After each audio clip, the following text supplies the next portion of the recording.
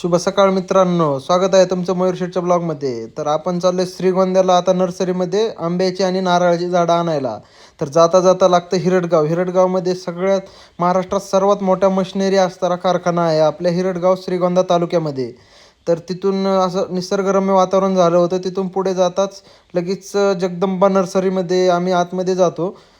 जगदंबा नर्सरीच्या आतमध्ये जाताच आंब्याची झाडं तर बाहेरच दिसत होती. पण त्यांच्याशी आलेलं की त्यांच्याशी कॉन्टॅक्ट केलं. त्यांचे रेट जरा हायेस्टच होते आणि झाडं पण काय आपल्याला एवढी काय खास वाटली नाहीत. नारळाची झाडं होती, हे बघा नारळाची झाडं होती, पण त्याची पण एवढी काय वाढ झालेली नव्हती. पिवळी पानं पडली होती. तिथून लगेच निघालो दुसऱ्या नर्सरीकडे. मस्त पाऊस झाला पुढे जाऊन लगेच सिद्धिविनायक नर्सरी म्हणून आहे श्रीगोंद्याजवळ. तिथं आतमध्ये गेलो. तिथं झाडं मस्त दिसत होती. केशर आंबा पण भारी होता. हिरवागार होतं सगळं मस्तपैकी. तर तेवढ्यात ते आले. तर त्यांना विचारलं तर त्यांनी व्यवस्थित सगळे रेट बीट दिले काढून, कोटेशन काढून दिलं. मग मस्तपैकी आम्ही नारळाची मोठी मोठी झाडं बाजूला काढली. नारळाची झाडं लगेच टेम्पोवाल्याला बोलवला.